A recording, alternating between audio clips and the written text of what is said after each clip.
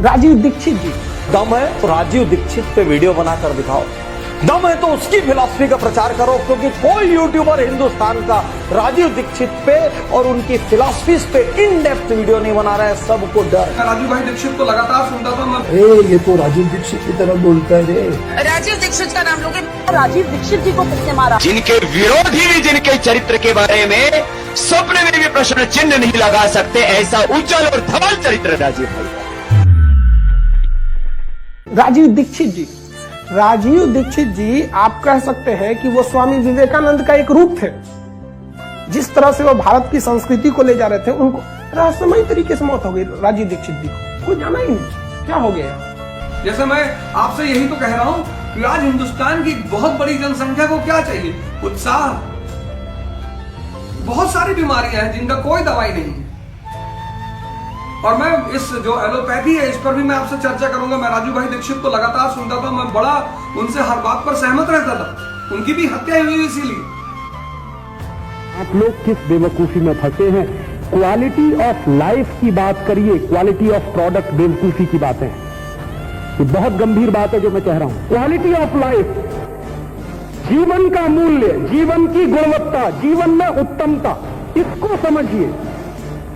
Quality of life में जिंदा रहने की कोशिश करिए। क्वालिटी ऑफ प्रोडक्ट जो है वो आपको कोई दिशा देने वाला नहीं। इसलिए स्वदेशी बनिए माने प्रकृति की तरफ लौटिए, स्वदेशी बनिए माने भारतीयता की तरफ लौटिए। ये जो टूट गया है रिश्ता पिछले 500 साल में अंग्रेजों के आने के कारण, उस टूटे हुए रिश्ते को जोड़ने के लिए मैं एक पुल का काम कर रहा हूं। बस इतनी भूमिका है, इससे ज्यादा कोई भूमिका नहीं। और अगर ये भूमिका आपको समझ में आ जाए तो आपका बहुत बहुत आभार, बहुत बहुत शुक्रिया, बहुत बहुत धन्यवाद। लेकिन आज भी कमी है।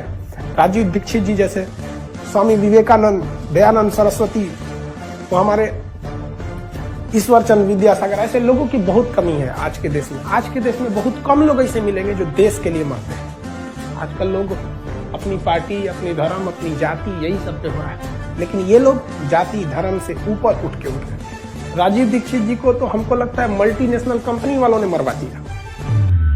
पहले गांव वाले डरते थे कि साहब इस विदेशी कंपनी के खिलाफ कैसे करेंगे, सरकार पीटेगी, पुलिस मारेगी। मैंने कहा मारेगी, इससे ज्यादा क्या करेगी। और उस दिन क्या हुआ कि जब हम ये सारा काम कर रहे थे तो केडिया कंपनी ने अपने कुछ गुंडे बुलवाए, तो उसके बाद भी हमने काम नहीं रोका। ये उनके डराने का तरीका था।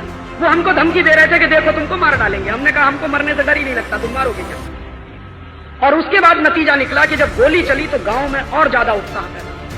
वो पता चला कि 10,000 की फौज अब 20,000, 25,000 की फौज में कन्वर्ट होने वाली। एक बार क्या हुआ, डिस्ट्रिक्ट मजिस्ट्रेट ने कोशिश की, अपनी जीप लेके आया, लाल बत्ती हरी बत्ती टें टें टें करते हुए। गांव में बैरिकेड लगाया हुआ था, वहां आके जीप खड़ी हो गई, आदेश देने लगा कि इसको हटाओ।